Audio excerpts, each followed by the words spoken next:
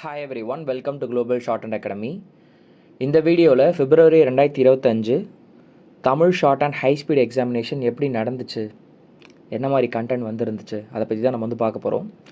Exam போயிட்டு வந்த சில ஸ்டூடெண்ட்ஸ் வந்து அவங்களுடைய ஃபீட்பேக் வந்து கொடுத்துருந்தாங்க. ஸோ அதை தான் நம்ம வந்து பார்க்க போகிறோம். சரிங்களா?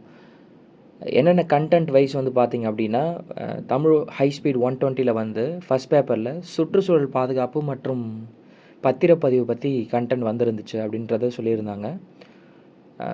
எப்படி வந்து பத்திரப்பதிவு வந்து நடக்குது, அதில் இருக்கிற குறைகள் நிறைகள், தென் விலை வித்தியாசியம், அதுக்கப்புறமா வந்து இதை பற்றிலாம் வந்து கண்டென்ட் இருந்துச்சுன்ற மாதிரியும், தென் சுற்றுச்சூழல் பாதுகாப்பு, தென் சுற்றுலா தலங்களோட மேம்பாடு பராமரிப்பு, தென் அரசு என்னென்ன நடவடிக்கைகள்லாம் எடுக்கணும் அப்படின்னு சொல்லிட்டு ஜென்ரல் டாபிக் தான் வந்து வந்துருந்துச்சு அப்படின்னு சொல்லிட்டு சொல்லியிருந்தாங்க.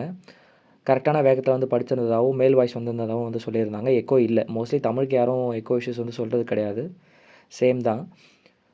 செகண்ட் பேப்பர் பொறுத்த வரைக்கும் வந்து பார்த்திங்கன்னா கண்டென்ட்டு தனித்தனியாக வந்து வந்துச்சு. ஸோ எடுக்கிறதுக்கு வந்து ஈஸியாக இருந்துச்சுன்ற மாதிரி சொல்லியிருந்தாங்க.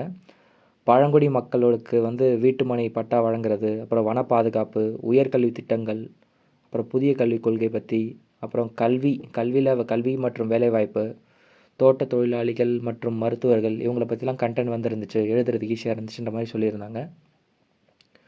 நாளைக்கு வந்து பார்த்திங்கன்னா இங்கிலீஷ் ஹை ஸ்பீட் எக்ஸாமினேஷன் வந்து நடக்க போகுது. ஸோ அந்த எக்ஸாம் முடிஞ்சதுக்கப்புறமா எப்படி இருந்துச்சுன்றதை வந்து பார்க்கலாம்.